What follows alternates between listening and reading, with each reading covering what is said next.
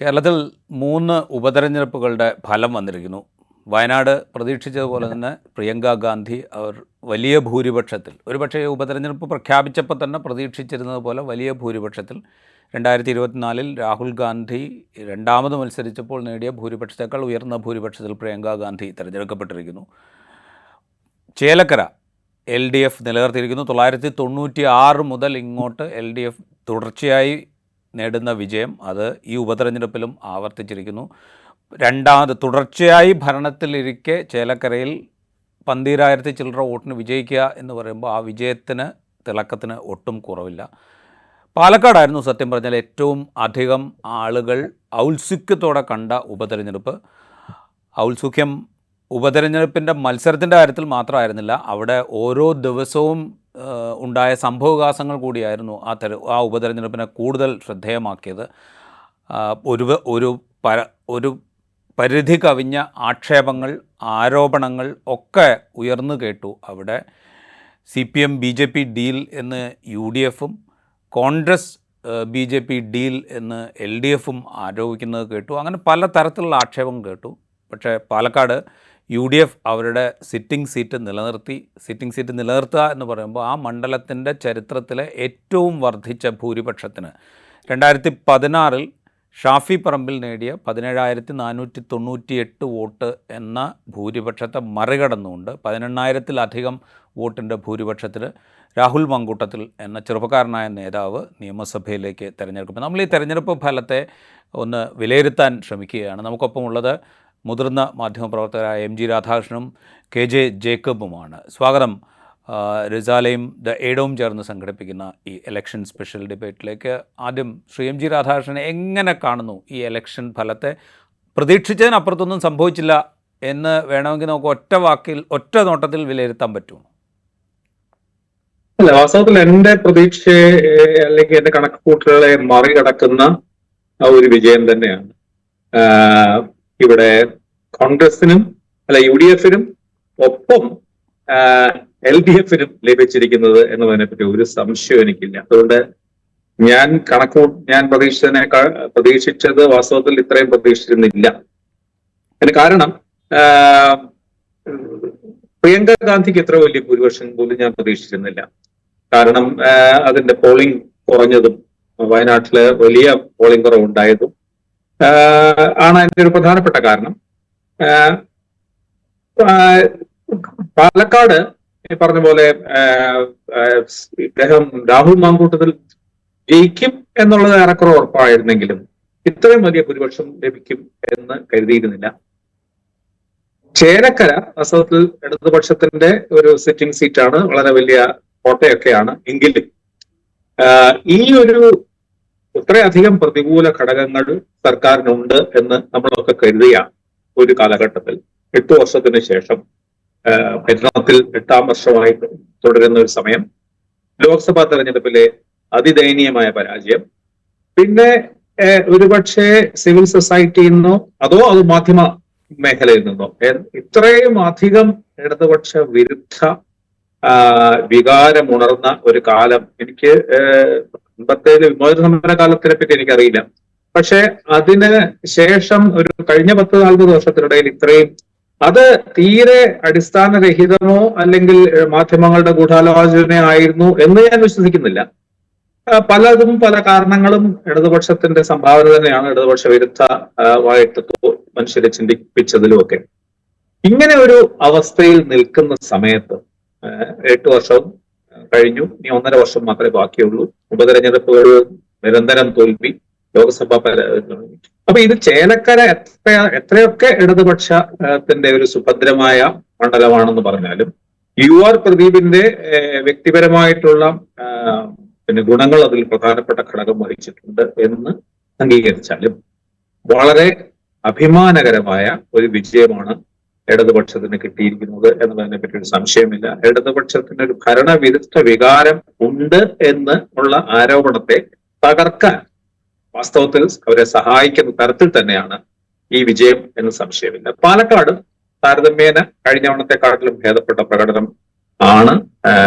കുറച്ച് വോട്ടുകൾ കൂടുതലെങ്കിലും കിട്ടിയിട്ടുണ്ട്. പാലക്കാട് ഒരു വലിയ ഇടതുപക്ഷ വിരുദ്ധ മണ്ഡലമായി കഴിഞ്ഞിരിക്കുന്ന ഒരു കാലഘട്ടമാണ് ഈ കഴിഞ്ഞ കുറച്ച് വർഷമായിട്ട്. അവിടെ വോട്ടുകൾ വർദ്ധിപ്പിക്കുകയും അത് ഒരു സ്വതന്ത്ര സ്ഥാനാർത്ഥിയായ ആളിനെ കൊണ്ട് തന്നെ അത് കഴിഞ്ഞു എന്നുള്ളത് വാസ്തവത്തിൽ ഇടതുപക്ഷത്തിനും UDF-നും വളരെയധികം സന്തോഷിക്കാവുന്ന രണ്ട് ഫലങ്ങളാണ്. അതേ സമയത്ത് ഇതിന്റെ ഏറ്റവും പ്രധാനപ്പെട്ട ഹെഡ്ലൈൻ BJP-യുടെ വലിയ തകർച്ചയാണ്. ഇതിൽ വാസ്തവത്തിൽ ഏത് മാനദണ്ഡം വെച്ച് നോക്കിയാലും സമീപകാലത്ത് BJP-ക്ക് കേരളത്തിൽ ഉണ്ടാക്കി വന്നിരുന്ന ഒരു സമ്മതിയോ അല്ലെങ്കിൽ അതിന്റെ ഒരു മുന്നേറ്റമോ വാസ്തവത്തിൽ ഇവിടെ വലിയ തോതിലുള്ള തിരിച്ചടിയാണ് നേരിട്ടിരിക്കുന്നത് പൊതുവായ.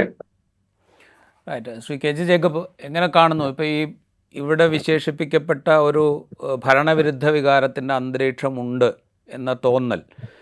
ഭരണവിരുദ്ധ വികാരം ഉണ്ട് എന്നുള്ളത് ഡെഫിനറ്റ് ആയിട്ടുള്ള കാര്യമാണ്. കാരണം 8 വർഷമായി ഭരിക്കുമ്പോൾ സ്വാഭാവികമായിട്ടും ജനങ്ങൾക്കുണ്ടാകാവുന്ന വിരുദ്ധ അഭിപ്രായങ്ങളുണ്ട്, അത് അവിടെ ഉണ്ട്. പക്ഷേ അതിൻ്റെ ഒരു അളവ് ക്രമാതീതമായി പെരുപ്പിച്ച് കാണിക്കപ്പെട്ടോ എന്നുള്ളൊരു ക്വസ്റ്റ്യനുണ്ട്. അതോ ഈ ജനങ്ങളുമായി ബന്ധമില്ലാത്ത വിഷയങ്ങളെ ചൊല്ലിയുള്ള വിമർശനങ്ങൾ, ഇപ്പോൾ ADGP-യുടെ RSS നേതാക്കളുടെ സന്ദർശനം അല്ലെങ്കിൽ പൂരം കലക്കലുമായി ബന്ധപ്പെട്ട വിഷയങ്ങൾ, ഇത്തരം കാര്യങ്ങളൊക്കെ ജനങ്ങളുടെ ദൈനംദിന ജീവിതവുമായി അത്രത്തോളം അടുപ്പമില്ലാത്തൊരു സംഗതിയാണ്. അപ്പോൾ ഈ ഭരണവിരുദ്ധ വികാരം എന്ന് പറയുന്ന സംഗതിയെ ഇതൊക്കെയായിട്ട് ചേർത്ത് വെച്ചുകൊണ്ട് നമ്മൾ പെരുപ്പിച്ച് കാണിക്കുകയും, നമ്മളെന്ന് പറഞ്ഞാൽ മാധ്യമങ്ങൾ അടക്കമുള്ള പൊതുസമൂഹത്തിൻ്റെ വിവിധ വിഭാഗങ്ങൾ പെരുപ്പിച്ച് കാണിക്കുകയും അതൊന്നുമല്ല പ്രശ്നങ്ങൾ എന്ന് ജനങ്ങൾ പറയുകയും ചെയ്യുന്നൊരു കാഴ്ചയാണോ നമ്മൾക്ക്? ആ നിലയ്ക്ക് ഞാൻ ഇടതുപക്ഷത്തിൻ്റെ കാര്യം മാത്രമാണ് കേട്ടോ ഇവിടെ ചോദിക്കുന്നത്. ഇടതുപക്ഷത്തെ സംബന്ധിച്ച് ഈ തെരഞ്ഞെടുപ്പ് ഫലം അവർക്ക് കുറെ കൂടെ ആശ്വാസം പകരുന്ന ഒന്നായി മാറുന്നുണ്ടോ? MGR പ്രാഥമികമായിട്ട് പറഞ്ഞ ഓരോ സെന്റൻസിനോടും യോജിപ്പാണ്. അപ്പം എനിക്കിനി അത് റിപ്പീറ്റ് ചെയ്യേണ്ട ആവശ്യമില്ല. പിന്നെ അങ്ങനെയാകുമ്പോൾ എനിക്ക് രാജീവ് ചോദിച്ച ചോദ്യത്തോട് മുമ്പോട്ട് പോകാൻ പറ്റും. ഇപ്പം ചേലക്കരയിൽ അൻവറിന്റെ സ്ഥാനാർത്ഥിക്ക് 3500 വോട്ട് കിട്ടി. DMK എന്നാണ് അദ്ദേഹത്തിന്റെ പാർട്ടിയുടെ പേര്. ഈ DMK-ക്കാർ തമിഴ്നാട്ടിൽ നിന്ന് വന്ന് ചേലക്കരയിൽ വോട്ട് ചെയ്തതല്ലല്ലോ. ആ 3500 വോട്ടും CPM-ന്റെ വോട്ടാണെന്നാണ് ഞാൻ കണക്കാക്കുക. അതാണ് നിങ്ങൾ മുമ്പേ പറഞ്ഞ യഥാർത്ഥ പ്രശ്നം. CPM ഭരണത്തിനെതിരെയുള്ള മനുഷ്യരുടെ യഥാർത്ഥ പ്രശ്നത്തിൽ CPM-കാർക്ക് തന്നെയുള്ള അസംതൃപ്തി ആ 3500 വോട്ടാണ് ഞാൻ കണക്കാക്കുക. ആ 3500 വോട്ട് CPM-കാർ പോയി DMK-ക്ക് ചെയ്യണമെന്നുണ്ടെങ്കിൽ വേറൊരു 3500 കൂടി ചെയ്യാതെ പോയിട്ടുണ്ട്. അവർക്ക് CPM-നെതിരെ വോട്ട് ചെയ്യാൻ പറ്റാത്തത് കൊണ്ട് പോയി വോട്ട് ചെയ്യാത്തവരുള്ളൂ. അതുകൂടി കണക്കാക്കി നോക്കിയാൽ റിയലിസ്റ്റിക് ആയിട്ട് അടുത്ത തെരഞ്ഞെടുപ്പിലേക്ക് പോകുമ്പം ഒരു ലെവൽ പ്ലേയിങ് ഫീൽഡ്, അതായത് നമ്മൾ സാധാരണഗതിയിൽ മാധ്യമങ്ങൾ ഉണ്ടാക്കിക്കൊണ്ടിരുന്ന ഒരു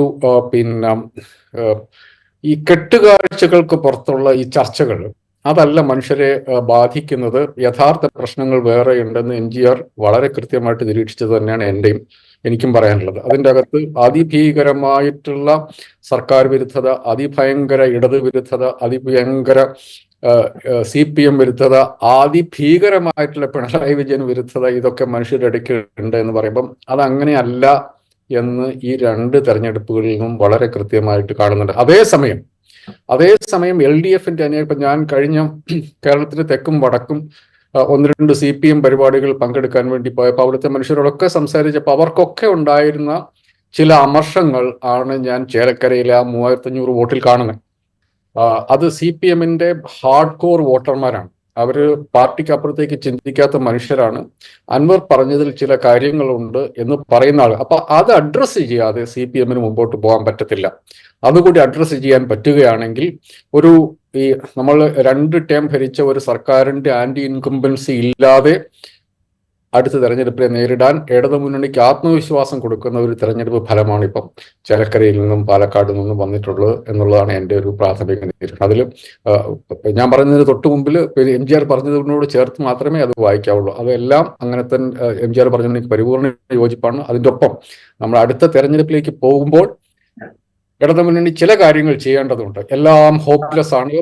പലരും ഞാൻ പറഞ്ഞു കേട്ടിട്ടുണ്ട്. അത് ഇനിയിപ്പോൾ അടുത്ത തെരഞ്ഞെടുപ്പ് ഒരു 40 സീറ്റിന്റെ ഒരു അന്തസ്സുള്ള ഒരു തോൽവി മതി എന്ന് ഇടതുമുന്നണിയോട് ചേർന്ന് നിൽക്കുന്ന ഇടതുപക്ഷക്കാരായ മനുഷ്യർ പറഞ്ഞ് ഞാൻ കേട്ടിട്ടുണ്ട്.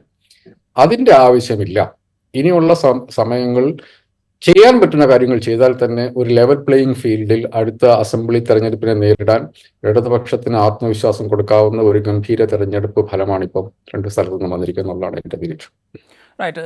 ജേക്കബ്, കഴിഞ്ഞ ലോക്സഭാ തെരഞ്ഞെടുപ്പിൻ്റെ ഫലം വന്നു കഴിഞ്ഞപ്പോൾ BJP-ക്ക് കേരളത്തിൽ നമ്മൾ പ്രതീക്ഷിക്കാത്ത വിധത്തിലുള്ള, അല്ലെങ്കിൽ നമുക്ക് മനസ്സിലാകാതിരുന്ന വിധത്തിലുള്ളൊരു വളർച്ച ഉണ്ടായിട്ടുണ്ട് എന്നൊരു വിലയിരുത്തലുണ്ടായിരുന്നു. ഇപ്പോൾ ആറ്റിങ്ങൽ, ആലപ്പുഴ, ചേലക്കരയുടെ തന്നെ ഭാഗമായ, ചേലക്കര കൂടി ഭാഗമായ ആലത്തൂർ, പാലക്കാട് എന്നിങ്ങനെയുള്ള ലോക്സഭാ മണ്ഡലങ്ങളിലൊക്കെ ബി ജെ പിക്ക് കിട്ടിയ വോട്ട് വിഹിതം വെച്ചുകൊണ്ട് ബി ജെ പി അപ്രതീക്ഷിതമായ ഒരു വളർച്ച ഉണ്ടാക്കുന്നു എന്നൊരു വിലയിരുത്തലുണ്ടായിരുന്നു.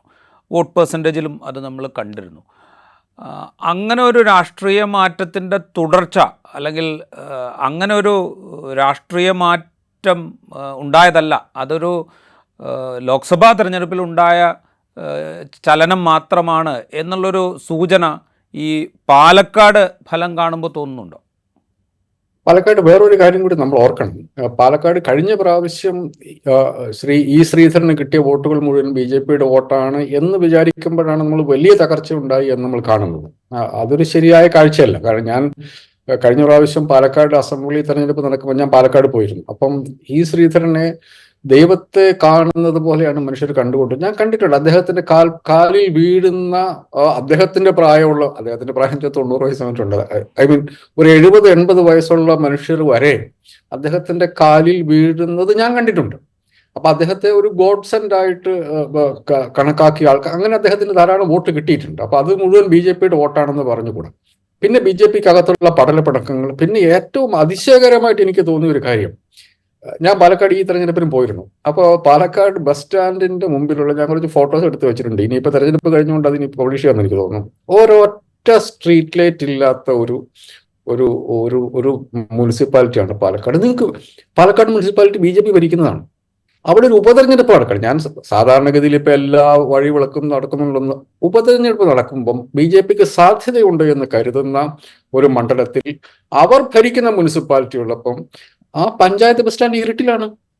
വലിയ ലാമ്പ് പോസ്റ്റുകളുണ്ട്. അതിൽ ഒരൊറ്റ 100 കണക്കിന് മനുഷ്യർ രാത്രിയിൽ, 1000 മനുഷ്യർ രാത്രിയിൽ, അത്രയും കാലസ് ആയിട്ടാണ് ബി ജെ പി അവിടെ ആ കാര്യങ്ങൾ കൊണ്ട് നടന്നത്. അവരുടെ അപ്പൊ മനുഷ്യർക്ക് എനിക്ക് തോന്നുന്ന ഒരു പ്രത്യക്ഷത്തിൽ എന്താണ് ബി ജെ പി എന്നുള്ളതിനെ കുറിച്ചൊരു ധാരണ പാലക്കാട്ടെ സാധാരണ മനുഷ്യർക്കുണ്ട്. അപ്പൊ ബി ജെ പി പാർട്ടിക്കാരന് പുറമേയുള്ള മനുഷ്യരെ സംബന്ധിച്ചിടത്തോളം അങ്ങേയറ്റം നിരാശാജനകമായ ഒരു മുനിസിപ്പൽ ഭരണത്തിന്റെ ഒരു റിഫ്ലക്ഷൻ കൂടി ഉണ്ടാകും. ചുരുക്കത്തിൽ കേരളത്തിൽ ബി ജെ പിക്ക് ഇനി മുമ്പോട്ട് വോട്ട് കിട്ടാനുള്ള സാധ്യത എനിക്ക് തോന്നുന്നു RSS ഞങ്ങളുടെ രക്ഷകൻ എന്ന് വിചാരിച്ച് കുറച്ച് ക്രിസ്ത്യാനികളും കുറച്ച് ക്രിസ്ത്യാനികളും ഇറങ്ങിയിട്ടുണ്ട്. അവരൊഴികെ ബി ജെ പിക്ക് ഇനി കേരളത്തിൽ മുമ്പോട്ട് വോട്ട് കിട്ടാനുള്ള സാധ്യത ഇപ്പോഴത്തെ അവരുടെ കയ്യിലിരിപ്പ് വെച്ചിട്ട് ബുദ്ധിമുട്ടാണ് എന്നുകൂടി പാലക്കാട് നിന്ന് നമ്മൾ വായിച്ചെടുക്കേണ്ടി വരും. ശ്രീ എം ജി രാധാകൃഷ്ണൻ, അത് പറയുമ്പോഴേ ഇപ്പോൾ കഴിഞ്ഞ തവണ തൃശ്ശൂർ സുരേഷ് ഗോപി ഉണ്ടാക്കിയ വിജയം, ഞാൻ നേരത്തെ സൂചിപ്പിച്ച മണ്ഡലങ്ങളിലൊക്കെ ഉണ്ടായിരുന്ന വോട്ട് വർധന, ഇതൊക്കെ ബി ജെ പി ഇവിടെ കേരളത്തിലൊരു സ്വാധീന ശക്തിയാകാൻ പോകുന്നു. ഒരുപക്ഷെ അടുത്ത നിയമസഭാ തെരഞ്ഞെടുപ്പിൽ കൂടുതൽ സീറ്റുകളിൽ വിജയം നേടാൻ പാകത്തിലുള്ളൊരു ശക്തിയായിട്ട് ബി ജെ പി വളർന്നിരിക്കുന്നു എന്ന തോന്നൽ വോട്ടർമാരിൽ ഉണ്ടാക്കുന്നു എന്നൊക്കെയുള്ള പ്രതീതി ഉണ്ടായിരുന്നു. അത്തരമൊരു രാഷ്ട്രീയ സാഹചര്യം ഒന്നും മലയാളിയുടെ മനസ്സിലേക്ക് ഏശിയിട്ടില്ല. മലയാളികൾ വളരെ കൃത്യമായി രാഷ്ട്രീയം മനസ്സിലാക്കി എന്താണ് സംഭവിക്കുന്നതെന്ന് വിലയിരുത്തി വോട്ട് ചെയ്യുന്ന ആളുകളാണ് എന്നാണോ നമ്മൾ ഈ ഉപതെരഞ്ഞെടുപ്പിനെ മുൻനിർത്തി, പ്രത്യേകിച്ച് ഈ 2 മണ്ഡലങ്ങളെ മാത്രം മുൻനിർത്തിയാണ് ഞാൻ പറയുന്നത്. അത് രണ്ടിനും സവിശേഷതയുണ്ടല്ലോ. ഇപ്പോൾ പാലക്കാട് എന്ന് പറഞ്ഞാൽ ബി ജെ പി വേണമെങ്കിൽ ശ്രമിച്ചു കഴിഞ്ഞാൽ വോട്ട് കുറച്ച് കൂട്ടുമെങ്കിലും ചെയ്യാൻ പറ്റുന്നൊരു മണ്ഡലമാണെന്നുള്ള കാര്യത്തിൽ തർക്കമല്ല. അപ്പോൾ ശ്രീധരൻ മത്സരിച്ചപ്പോൾ കിട്ടിയ വോട്ട് ഇതിൽ കിട്ടില്ല എന്ന് നമ്മൾ ആദ്യം സംസാരിച്ചപ്പോൾ തന്നെ താങ്കൾ പറഞ്ഞത് എനിക്ക് ഓർമ്മയുണ്ട്. പക്ഷേ എങ്കിലും കുറച്ച് വോട്ട് കൂട്ടാൻ സാധ്യതയുണ്ട്. കാരണം അവിടുത്തെ പ്രാദേശികമായി അവിടെ അറിയാവുന്ന നേതാവാണ് അവിടെ മത്സരിക്കുന്നത്. ബി ജെ പിക്ക് സംഘടനാശേഷിയുണ്ട്. മുനിസിപ്പാലിറ്റി അവരാണ് ഭരിക്കുന്നത് കഴിഞ്ഞ 2 ടേമായിട്ട്. അപ്പോൾ അതുകൊണ്ട് കുറച്ചെങ്കിലും വോട്ട് കൂട്ടാൻ സാധ്യതയുണ്ട്. പക്ഷേ അവിടെ ഒന്നും ജനം പിടികൊടുക്കുന്നില്ല എന്നാണോ നമ്മൾ മനസ്സിലാക്കേണ്ടത്? ഇതൊരു വാസ്തവത്തിൽ ഇപ്പോ നമ്മൾ ബി ജെ പിയുടെ പെർഫോമൻസ് അതിനെപ്പറ്റി വിശകലനം ചെയ്യുമ്പോൾ, പ്രത്യേകിച്ച് കഴിഞ്ഞ തെരഞ്ഞെടുപ്പുമായിട്ട് അപേക്ഷിച്ച് വിശകലനം ചെയ്യുമ്പോൾ ജേക്കബ് പറഞ്ഞത് വളരെ ശരിയാണ്. കാരണം കഴിഞ്ഞ തവണത്തെ ശ്രീധരൻ എന്ന് പറയുന്നത് ഒരു ഒരു ഒരു ഒരു റുട്ടീൻ സ്ഥാനാർത്ഥിയല്ല. അതൊക്കെ ഒരു വളരെ അസാധാരണമായിട്ടുള്ള ഒരു സ്ഥാനാർത്ഥിയാണ്. അപ്പൊ അദ്ദേഹത്തിന്റെ പാലക്കാട് നഗരസഭയിൽ ഇവർക്ക് സാമാന്യം നല്ല ശക്തിയുണ്ട്. അവിടെ ജയിച്ച് 2 തവണയായിട്ട് അവർ ഭരിക്കുന്നതാണ് നമ്മളൊക്കെ ശരിയാണെങ്കിലും ഈ പാലക്കാട് നഗരസഭയിലെ അവരുടെ അവരുടെ ഒരു സ്വാധീനം കൊണ്ട് മാത്രം പാലക്കാട് വലിയ വിളക്കമൊന്നും ഉണ്ടാക്കാൻ കഴിയാത്ത ഒരു പാർട്ടിയെ വാസ്തവത്തിൽ ഒരു വലിയ മുന്നേറ്റത്തിലേക്ക് കൊണ്ടുപോയത് ഈ ശ്രീധരന്റെ വ്യക്തിപരമായ പ്രത്യേകതകൾ കൊണ്ട് തന്നെയാണ്. അതുകൊണ്ട് ബി ജെ പിയുടെ അടിസ്ഥാന വോട്ടുകളിൽ വലിയ കുറവുണ്ടായിട്ടുണ്ടോ എന്നുള്ളതിനെ കുറിച്ച് എനിക്ക് സംശയമാണ്. കൃത്യ കണക്കുകൾ പരിശോധിച്ചാലേ അറിയാവൂ. ഏതാണ്ട് ഒരു 40,000+ ഒക്കെ ആണെങ്കിൽ അതാണ്ട് അതിന് ചുറ്റിനും ഒക്കെ അവർ നേടിയിട്ടുണ്ട് എന്ന് തോന്നുന്നു. പ്രധാനമായിട്ട് സംഭവിച്ചിരുന്നത് ഇപ്പൊ തൃശ്ശൂർ സംഭവിച്ചിരുന്ന വിരുദ്ധമായിട്ട് തൃശ്ശൂര് ഈ അതായത് ബി ജെ പിയുടെ പരമ്പരാഗത വോട്ടുകൾക്കപ്പുറത്തൊരു വിഭാഗം വോട്ട് ആകർഷിക്കാൻ അവർക്ക് കഴിഞ്ഞു. അത് പറഞ്ഞ പോലെ സുരേഷ് ഗോപിയുടെ പ്രവർത്തനവും സുരേഷ് ഗോപിക്കുണ്ടായ നേരത്തെ ശ്രീധരന്റെ കാര്യം പറഞ്ഞ പോലെ പാർട്ടിക്ക് അപ്പുറത്തുള്ള അദ്ദേഹത്തിന് കിട്ടുന്ന സ്വാധീനവും ഒക്കെ ആവാം.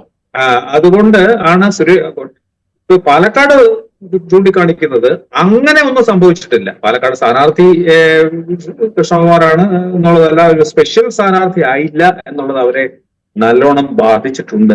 അപ്പോ അതൊരു അവിടുത്തെ ഒരു പതിവ് സ്ഥാനാർത്ഥി, എല്ലാ മത്സരങ്ങളിലും പങ്കെടുക്കാറുള്ള ഒരു സ്ഥാനാർത്ഥി. അതിനപ്പുറത്ത് അവരുടെ ഒരു സ്ഥാനാർത്ഥി സെലക്ഷൻ വാസ്തവത്തിൽ അവർക്ക് പറഞ്ഞ പോലെ ബി ജെ പിക്ക് ഇനി ഇപ്പൊ വളരെ വ്യക്തമായിട്ട് മനസ്സിലാക്കേണ്ട കാര്യം എന്താണെന്ന് വെച്ചാൽ ബി ജെ പിയുടെ പരമ്പരാഗതമായിട്ടുള്ള അവരുടെ വോട്ടുകൾക്ക് അപ്പുറത്ത് അവർക്ക് വോട്ട് എപ്പോഴും ആകർഷിക്കാൻ കഴിയുമോ അപ്പൊ മാത്രമേ അവർക്ക് വിജയം ഉണ്ടാവൂ. അത് ഒ രാജഗോപാലിന്റെ കാര്യത്തിലായാലും സുരേഷ് ഗോപിയുടെ കാര്യത്തിലായാലും ശ്രീധരന്റെ കാര്യത്തിലായാലും ഒക്കെ വ്യക്തമാണ്. അപ്പൊ ഈ തനി ഹാർഡ് കോർ പാർട്ടിക്കാരനെ കൊണ്ട് കാര്യം നടത്താമെന്നുള്ളത് ബി ജെ പിക്ക് തെറ്റിദ്ധാരണയാണ് ഇപ്പോഴെങ്കിലും. ഇനിയിപ്പോ നാളത്തെ കാര്യം അറിയില്ല. അതുകൊണ്ട് അവിടെ അവരെ സ്ഥാനാർത്ഥി തെരഞ്ഞെടുത്തത്, ആ പാർട്ടിക്കാരനെ തെരഞ്ഞെടുത്തത് തന്നെ അവർക്ക് അബദ്ധം പറ്റി. പക്ഷെ അതേ സമയത്ത് പാർട്ടിയുടെ ഹാർഡ് കോർ വോട്ടുകൾ കിട്ടിയിട്ടുണ്ടാവാം കുറെ അധികം, അതിന് സംശയമൊന്നുമില്ല. അപ്പോ പിന്നെ ഈ മുസ്ലിം വിഭാഗത്തിന് അല്ലെങ്കിൽ ക്രിസ്ത്യൻ വിഭാഗത്തിൽ നിന്നെങ്കിലും വോട്ട് ഉണ്ടാവും എന്നാണ് ഉണ്ടായിരുന്ന പല കണക്കുകളും, പ്രത്യേകിച്ച് ഈ മുനമ്പം ഇതിന്റെയൊക്കെ അവിടേക്ക് ഞാൻ വരികയായിരുന്നു. ഇപ്പൊ മുനമ്പം വലിയ സജീവ ചർച്ചാ വിഷയമാക്കിയിരുന്നു ബി ജെ പി. സത്യത്തിൽ നമ്മളൊക്കെ പുറത്തുനിന്ന് കാണുന്നതിനേക്കാൾ കൂടുതൽ പാലക്കാട് മുനമ്പം ചർച്ചാ വിഷയമാക്കിയിരുന്നു ബി ജെ പി. പ്രത്യേകിച്ച് കൽപ്പാത്തി, അതുപോലെ താരേക്കാട്, നൂറണി ഇത് തുടങ്ങി ഈ അപ്പർ കാസ്റ്റ് ഹിന്ദുക്കളും അതുപോലെ ഹിന്ദു വിഭാഗങ്ങളും ഒക്കെ ഭൂരിപക്ഷം വരുന്ന പ്രദേശങ്ങളിൽ ഇതൊരു വലിയ ചർച്ചാ വിഷയമാക്കിയിരുന്നു.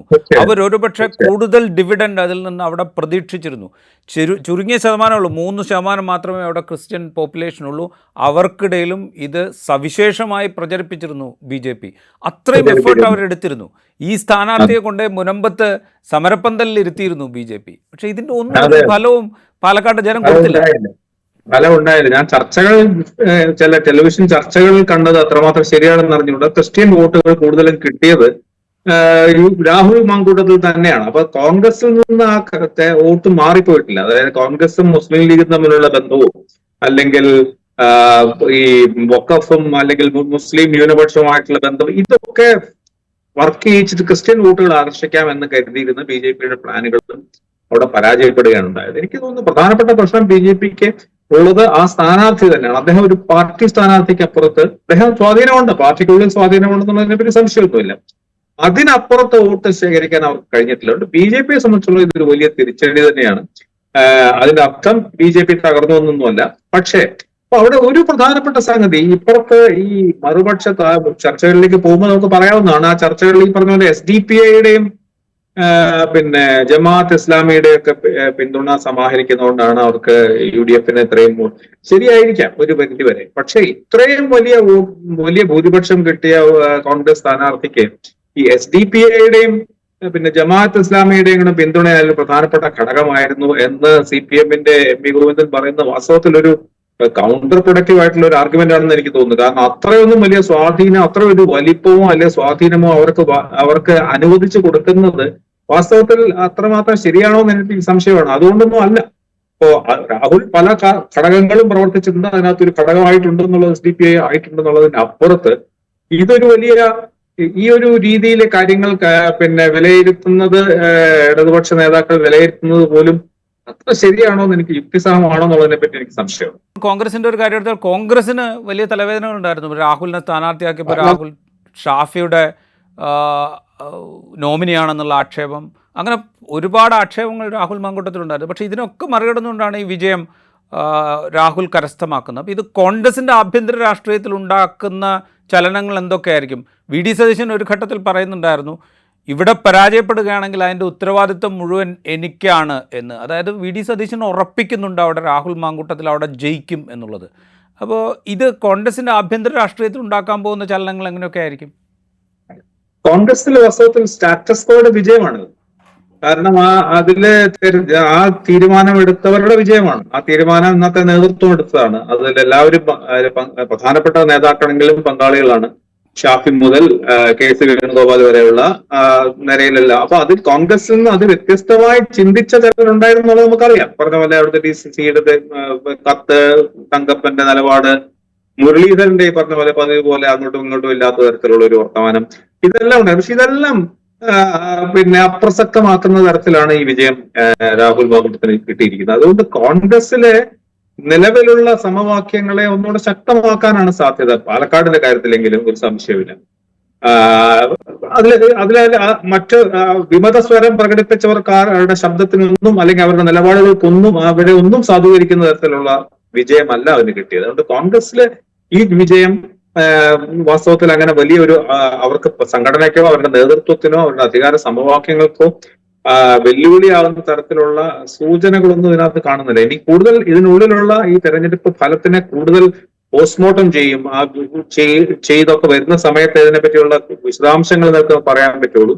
പക്ഷെ മറ്റൊരു പ്രധാനപ്പെട്ട സംഗതി വെച്ചാൽ ഞാൻ കരുതിയിരുന്നത് ഷാഫി പറമ്പിൽ ലഭിച്ച വോട്ടുകൾ അദ്ദേഹത്തിന് കിട്ടില്ലായിരുന്നു എന്ന് കരുതിയതിന് കാരണം, ഒന്ന് ഷാഫിക്ക് വ്യക്തിപരമായിട്ടുള്ള അവിടുത്തെ അദ്ദേഹത്തിന്റെ സ്വാധീനം, 2 തവണയായിട്ട് ജയിച്ചതിന്റെ പ്രത്യേകത, അദ്ദേഹത്തിന് വലിയ വ്യക്തിപരമായ സ്വാധീനമുണ്ട്. അതിനൊക്കെ പുറമെ അദ്ദേഹത്തിന്റെ ഒരു സാമുദായിക ഘടകവും നമ്മൾ കണ്ടില്ലെന്ന് അടിച്ചിട്ട് കാര്യമൊന്നുമില്ല. അപ്പോൾ ഈ പിരായിരിയിലായാലും മാത്തൂരായാലും കണ്ണാടി ആയാലുമുള്ള മുസ്ലിം വിഭാഗങ്ങളിലെ ഒരു വലിയ വിഭാഗം ഇത്തവണ ഈ പറഞ്ഞ പോലെ ഷാഫിക്ക് വോട്ട് ചെയ്ത പോലെ വേണമെങ്കിൽ സാമുദായികമായിട്ട് ചിന്തിക്കുന്നത്, രാഷ്ട്രീയമായിട്ടുള്ള സാമുദായികമായിട്ട് എല്ലാ മനുഷ്യരും സാമുദായികമായിട്ട് ചിന്തിക്കുന്നവരുണ്ടല്ലോ, നമ്മൾ കണ്ണടച്ചിട്ട് ഇരുട്ടാക്കിയിട്ട് കാര്യമില്ല. അപ്പൊ ആ വിഭാഗങ്ങളൊക്കെ വാസ്തവത്തിൽ ചിലതിൽ ഒരു ചെറിയ വിഭാഗമെങ്കിലും കോൺഗ്രസിന് വോട്ട് ചെയ്യാൻ ഇടയില്ല എന്നാണ് ഞാൻ കരുതിയിരുന്നത്.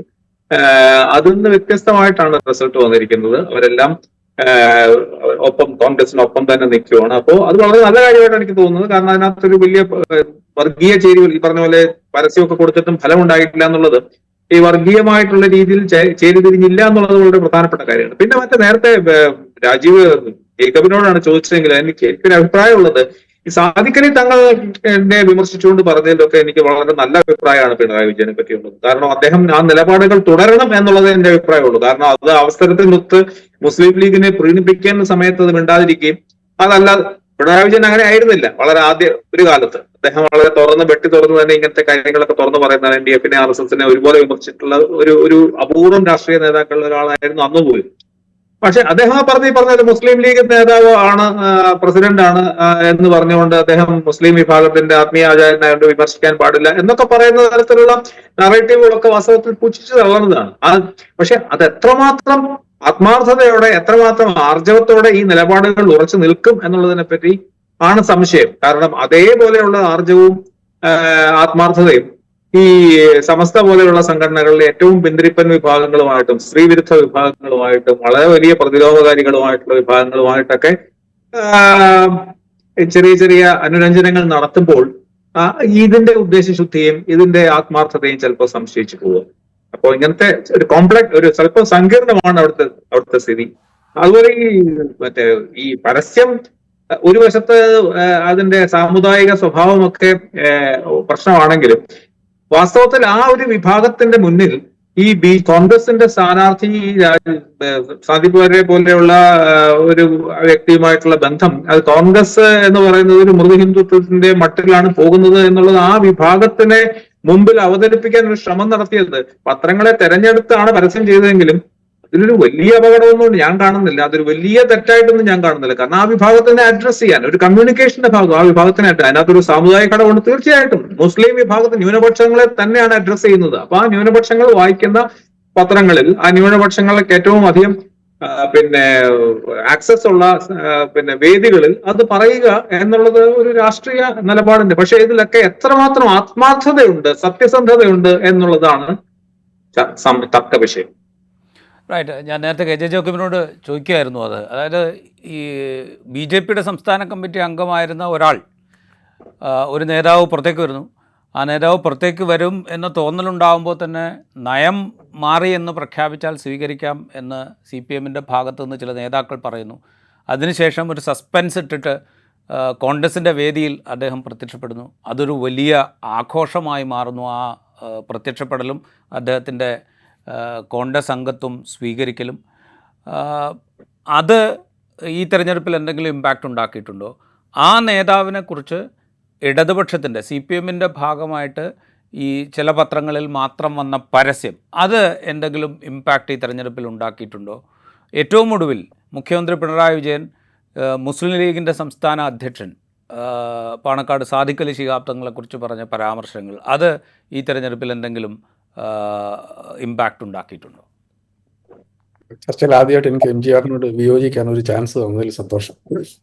ഈ ആ പരസ്യം തികച്ചും ഇടതുപക്ഷ വിരുദ്ധമായ, തികച്ചും ഇടതുപക്ഷ വിരുദ്ധം എന്നേ പറയാൻ പറ്റൂ, വർഗീയം എന്ന് പറയാൻ പറ്റത്തില്ല.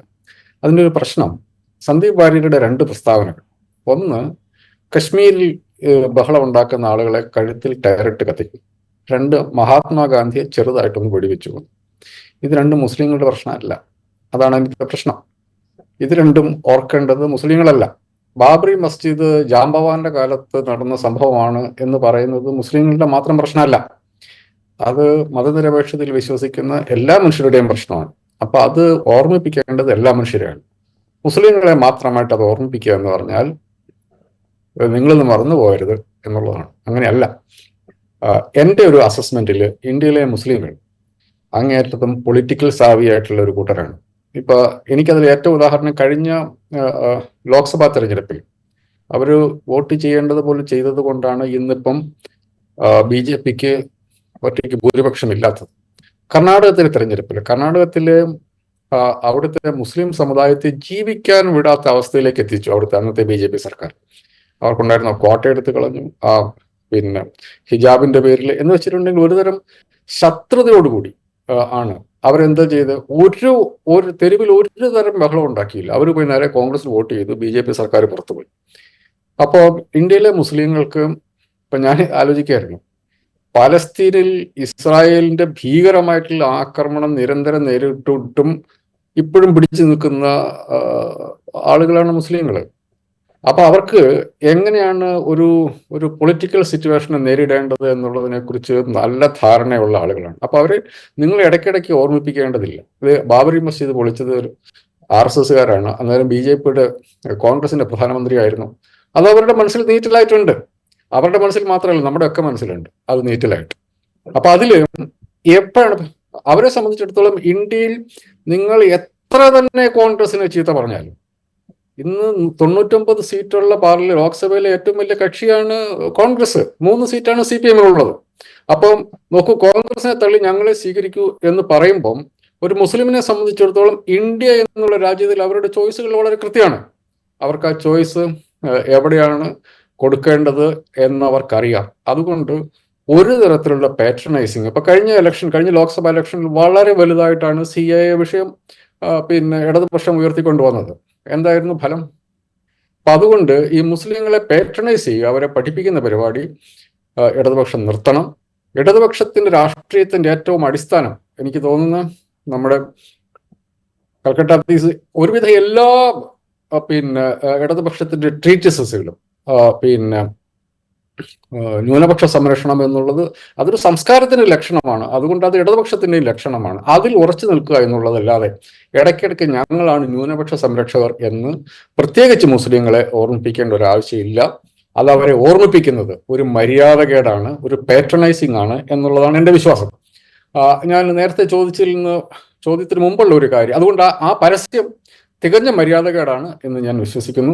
ഇമാതിരി ഒരു തരത്തിലുള്ള ഉടായ്പിനും പോകാതെ ഇടതുപക്ഷത്തിന് അവരുടേതായ അന്തസ്സുള്ള ഒരു രാഷ്ട്രീയമുണ്ട്. ആ രാഷ്ട്രീയം മാത്രം പറയുക, ഈ ഉടായ്പകൾക്ക് പോകരുത് എന്നുള്ളതാണ് എൻ്റെ അഭിപ്രായം. പിന്നെ നേരത്തെ BJPയുടെ വോട്ടിന്റെ ഒരു കാര്യം കൂടി, ഞാൻ പാലക്കാട്ട് പോയപ്പം അവിടുത്തെ BJPയുടെ പല ലെവലിലുള്ള ആൾക്കാരോട് സംസാരിച്ചപ്പോൾ അവർ എന്നോട് പറഞ്ഞൊരു കാര്യം, 7000-നും 7500-നും ഇടയ്ക്ക് ക്രിസ്ത്യൻ വോട്ടുകൾ പാലക്കാട് നിയോജകമാണ്, അത്രേ ഉള്ളൂ. അതിൽ പകുതി വോട്ട് ഞങ്ങൾക്ക് കിട്ടും എന്നവർ ഉറപ്പിച്ചു പറഞ്ഞു. അവർ അതിനു വേണ്ടിയിട്ടുള്ള ഈ വർത്തമാനങ്ങളൊക്കെ, അതിന് പറ്റിയ വർത്തമാനങ്ങളൊക്കെ പുരോഹിത വൃത്തത്തിൽ നിന്ന് വരികയും ചെയ്തു. പക്ഷേ ആ വോട്ടൊന്നും BJP കിട്ടിയതായിട്ട് നമുക്ക് തോന്നുന്നില്ല. അപ്പം കേരളത്തിൽ ഇപ്പോൾ വലിയ തോതിൽ വർദ്ധിച്ചു വരുന്ന ഒരു ക്രിസ്ത്യൻ വർഗീയതയുണ്ട്. ആ ക്രിസ്ത്യൻ വർഗീയതയെ അതിന്റെ പാറ്റേൺ എന്നുള്ളത് വളരെ കൃത്യമായിട്ട് RSS BJP ഇന്ത്യയിൽ 80% ഹിന്ദുക്കളുള്ള ഇന്ത്യയിൽ ഹിന്ദുമതം അപകടത്തിൽ എന്ന് എങ്ങനെയാണോ മനുഷ്യരെ പറഞ്ഞു വിശ്വസിപ്പിക്കുന്ന അതേ പാറ്റേണിൽ കേരളത്തിലെ അധികാരത്തിൽ, സമ്പത്തിൽ, സാമൂഹ്യ പദവികളിൽ അവരുടെ ജനസംഖ്യയ്ക്ക് അതീതമായ പ്രസൻസ് ഉള്ള ക്രിസ്ത്യൻ വിഭാഗങ്ങൾ കേരളത്തിൽ അപകടത്തിലാണ് എന്ന് പറഞ്ഞ് വലിയ തോതിൽ മുസ്ലിം ന്യൂനപക്ഷത്തെ അപരവൽക്കരിക്കാനും അതിൽ കൂടി വർഗീയത വളർത്താനുള്ള വലിയ ശ്രമം കേരളത്തിൽ RSS BJPയും ഒരു സംഘം പുരോഹിതന്മാരും കൂടി ചേർന്ന് നടത്തുന്നുണ്ട്. ആ ശ്രമം വോട്ടാക്കി മാറ്റാനുള്ള ഒരു ശ്രമം പിന്നെ പാലക്കാട് നടന്നിരുന്നു. അതും വിജയിച്ചില്ല എന്ന് വേണം മനസ്സിലാക്കാൻ. അപ്പം ആ വർത്തമാനവും ഒന്ന് കഴിഞ്ഞു എന്ന് വേണം നമ്മൾ. ഈ മുനമ്പം അടക്കം, ഈ മുനമ്പത്തേക്ക് വെച്ചിട്ട് വഖഫ് വെച്ചിട്ട് കൊണ്ടാവുന്ന വർത്തമാനങ്ങൾ അതിഭീകരമാണ്. ഇപ്പൊ കഴിഞ്ഞ ദിവസം മലബാറിലെ ഒരു പള്ളിയിൽ ഉണ്ടായ ഒരു സംഭവവുമായി ബന്ധപ്പെട്ട് എന്ത് വൈൽഡായിട്ടുള്ള അലിഗേഷൻസ് ആണ് പിന്നെ ക്രിസ്ത്യൻ ഗ്രൂപ്പുകളിൽ നടക്കുന്നത് അറിയാം. അപ്പം അത് മുഴുവൻ ഈ മുസ്ലിം ഹെയ്റ്റ് ആണ് അതിൻ്റെ അകത്ത് ഉണ്ടാകുന്നത്. അതിന്റെ മുഴുവൻ എന്നിട്ട് BJPക്ക് എന്താണ് കുഴപ്പം, RSSന് എന്താണ് കുഴപ്പം എന്ന് ഈ പുരോഹിതന്മാരടക്കം ചോദിക്കുന്ന ഒരു അവസ്ഥയിലേക്ക് വന്നപ്പോൾ ഞാനതിങ്ങനെ വിചാരിച്ചു, ജീസസ് ഈ ഭവനത്തിന്റെ രക്ഷകൻ എന്നൊക്കെ പറയുന്നതിന്റെ ചുറ്റത്ത് ജീസസ് എന്നുള്ള മാറ്റി RSS എന്നൊക്കെ എഴുതുന്ന ഒരവസ്ഥയിലേക്ക് വരുന്നുണ്ട്. അപ്പൊ പാലക്കാട്ട് BJP പ്രതീക്ഷിച്ചിരുന്ന അതാണ്. ആ 7000 വോട്ടിൻ്റെ അകത്ത് ഒരു 3500 വോട്ട് ഞങ്ങൾക്ക് കിട്ടും. അപ്പോൾ ശ്രീധരന് കിട്ടിയ 50,000 പ്ലസ് 3500 എന്നൊരു കണക്ക് അവരുടെ കയ്യിലുണ്ടായിരുന്നു. ആ വോട്ട് കിട്ടിയിട്ടില്ല എന്ന് വേണം നമ്മൾ മനസ്സിലാക്കാം. അങ്ങനെ നോക്കിക്കഴിയുമ്പം നമുക്ക് പിന്നെ കേരളത്തിൽ, അതാണ് ഞാൻ നേരത്തെ പറഞ്ഞത്, ഈ കേരളത്തിൽ LDF വേഴ്സസ് UDF എന്നും LDFന്റെ ബേസ് വോട്ട് ഇപ്പോഴും സേഫ് ആണ് എന്നുള്ളൊരു മെസ്സേജ് ഈ രണ്ട് ഉപതെരഞ്ഞെടുപ്പിൽ നിന്നും നമുക്ക് വായിച്ചെടുക്കാൻ പറ്റും എന്നുള്ളതാണ് എനിക്ക് തോന്നുന്നത്. ജേക്കബ്, അവിടെ ഞാനൊരു കാര്യം ചോദിച്ചോട്ടെ. ഇപ്പോൾ ഈ മുനമ്പം വിഷയം പാലക്കാട് വലിയ തോതിൽ ഉപയോഗിക്കാൻ BJP ശ്രമിച്ചു എന്നുള്ളതിനകത്ത് ഒരു തർക്കമില്ല. അത് ഫലം കണ്ടില്ല എന്നുള്ളതും അവിടെ നിൽക്കുകയാണ്. ഇപ്പം നമ്മുടെ മുമ്പിലുണ്ട് അത് വലിയ തോതിൽ അവിടെ ഫലം കണ്ടില്ല എന്ന്. കാരണം അത് ക്രിസ്ത്യൻസിൻ്റെ ഇടയ്ക്ക് മാത്രം ഉപയോഗിക്കാനല്ല അവർ ശ്രമിച്ചത്, അവിടെ മറ്റ് ഹിന്ദു വിഭാഗങ്ങൾക്കിടയിലും വളരെ സജീവമായിട്ട് നാളെ നിങ്ങളുടെ ഭൂമി ഇത് വഖഫാണ് എന്ന് ആരെങ്കിലും പറഞ്ഞു കഴിഞ്ഞാൽ നിങ്ങൾക്ക് നോട്ടീസ് വരും എന്ന് പ്രചരിപ്പിക്കുകയാണ് BJP അവിടെ ചെയ്തത്. ഇത് നമ്മൾ പറയുമ്പോൾ ഇതിനെ രാഷ്ട്രീയമായി ഉപയോഗിക്കാൻ മറ്റ് പാർട്ടികളും അത്രയൊന്നും മടി കാണിച്ചിട്ടില്ല എന്നുള്ളത് കൂടെ നമ്മൾ കാണണം. അപ്പോൾ അവർക്ക് കൂടിയിട്ടുള്ളൊരു മെസ്സേജാണ് സത്യം പറഞ്ഞാൽ ഈ ഇലക്ഷൻ റിസൾട്ട് എന്ന് നമ്മൾ മനസ്സിലാക്കണം. അപ്പോൾ അത് മനസ്സിലാക്കിക്കൊണ്ട് ഈ BJP പെരുമാറും എന്ന് നമ്മൾ പ്രതീക്ഷിക്കരുത്. BJP ഇനിയും ഇത് തന്നെയായിരിക്കും അവർ പ്രചരിപ്പിക്കാൻ ചെയ്യും. മറ്റ് രാഷ്ട്രീയ പാർട്ടികളെങ്കിലും ഈ റെസ്പോൺസിബിലിറ്റി, ഈ ഉത്തരവാദിത്ത ബോധം ഇനിയെങ്കിലും കാണിക്കും എന്ന് കരുതണം എന്ന് ഞാൻ കരുതുക. കാരണം അത് UDF കോൺഗ്രസോ ചെയ്യുമെന്ന് ഞാൻ വിചാരിക്കുന്നില്ല. ഇപ്പൊ ഞാൻ ഈ KPCC അധ്യക്ഷൻ പിന്നെ ബാബറി മസ്ജിദിനെ കുറിച്ച് പറയുമ്പോൾ അത് ജാംബവാന്റെ കാലത്തേതാണ് എന്ന് പറഞ്ഞാൽ കോൺഗ്രസിനെ സംബന്ധിച്ചിടത്തോളം ഇപ്പം SDPI ഇപ്പം അവിടെ പിന്നെ പ്രചരണം നടത്തുകയാണ്. എന്നെ സംബന്ധിച്ചിടത്തോളം കേരളത്തിലെ ഒരു ഭീകര സംഘടനയാണ് SDPI എന്ന് പറയും. ഭീകര സംഘടന, സാധാരണ ഇതിൽ തീവ്രവാദ സംഘടന എന്നല്ല ഞാൻ പറയുക. അവരൊരു ഭീകര സംഘടനയാണ്. കൊലപാതകങ്ങൾ സംഘടിപ്പിക്കാൻ, മണിക്കൂറുകൾക്കുള്ളിൽ കൊലപാതകങ്ങൾ സംഘടിപ്പിക്കാൻ ശേഷിയുള്ള കേരളത്തിലെ RSSനേക്കാൾ ശേഷിയുള്ള ഒരു ഭീകര സംഘടനയാണ് SDPI. അവര് കോൺഗ്രസിന് ഇപ്പം വലിയ പിന്തുണയായിരുന്നു. കോൺഗ്രസിന് ഇപ്പം അഭിവാദ്യം അർപ്പിച്ചുകൊണ്ട് ഒരു പ്രകടനം നടത്തുന്നുണ്ട്. അതുകൊണ്ട് UDFന്റെയോ കോൺഗ്രസിന്റെയോ ഭാഗത്തു നിന്നും ഏതെങ്കിലും തരത്തിൽ വർഗീയതയ്ക്കെതിരെ നിലപാടുണ്ടാവുന്ന പ്രതീക്ഷ എനിക്കില്ല. പക്ഷേ ഇടതുപക്ഷത്തിന് ചെയ്യാൻ ചില കാര്യങ്ങൾ, അവർക്ക് ഒന്ന് ഇമാതിരിയുള്ള പാട്രണൈസിങ്, മുസ്ലിങ്ങളെയും ന്യൂനപക്ഷങ്ങളെയും പാട്രണൈസ് ചെയ്യുക എന്നുള്ളതിന് പകരം ഞങ്ങളുടെ നിലപാട് ഇതാണ് എന്ന് ഉറപ്പിച്ചു പറയുകയും MGR നേരത്തെ പറഞ്ഞതുപോലെ അത് ആവർത്തിച്ച് പറയുകയും ചെയ്യണം. അതിലെനിക്ക് ഒരു അഭിപ്രായ വ്യത്യാസം MGR പറഞ്ഞ് സൂചിപ്പിച്ചത് എന്താണെന്ന് വെച്ചിട്ടുണ്ടെങ്കിൽ സമസ്ത പോലെയുള്ള സമ്പ്രദായങ്ങൾ. അതിൽ എൻ്റെ ഒരു റീഡിങ് ഇങ്ങനെയാണ്. അതായത് ഇപ്പം നമ്മുടെ പരമ്പരാഗത മുസ്ലിം വിഭാഗങ്ങൾ, സുന്നി വിഭാഗങ്ങളുടെ അവരെ കുറിച്ചുള്ള എൻ്റെ ഒരു അസസ്മെന്റ്, അവരുടെ മതവുമായി ബന്ധപ്പെട്ട കാര്യത്തിൽ അങ്ങേയറ്റം ഓർത്തഡോക്സ് ആയിരിക്കുമ്പോഴും ഒരു കണക്കിൽ പറഞ്ഞാൽ അവർ ഫണ്ടമെന്റലിസ്റ്റ് പൊസിഷൻസ് എടുക്കുമ്പോഴും മതനിരപേക്ഷമായ ഒരു സമൂഹത്തിൽ, ഒരു മൾട്ടി കൾച്ചറൽ സമൂഹത്തിൽ എങ്ങനെയാണ് ജീവിക്കേണ്ടത് എന്നുള്ളതിനെ കുറിച്ച് നല്ല ധാരണയുള്ള ആളുകളാണ് അവർ. എന്ന് വെച്ചാൽ നമ്മുടെ നാട്ടിലെ 90% സുന്നി മുസ്ലിങ്ങൾ അവരുടെ ഇപ്പം സ്ത്രീവിരുദ്ധ നിലപാടുകൾ ഇപ്പം MGR സൂചിപ്പിച്ചു, അത് വളരെ ശരിയാണ്. എന്ന് മാത്രമല്ല, അവരുടെ പല ഈ ഉസ്താദുമാരുടെയൊക്കെ പ്രസംഗം കേട്ട് കഴിഞ്ഞിട്ടുണ്ടെങ്കിൽ നമ്മൾ ഏത് കാലത്താണ് ജീവിക്കുന്നത് എന്ന് നമ്മൾ അതിശയിച്ചു പോകുന്ന വർത്തമാനങ്ങൾ അവർ പറയും.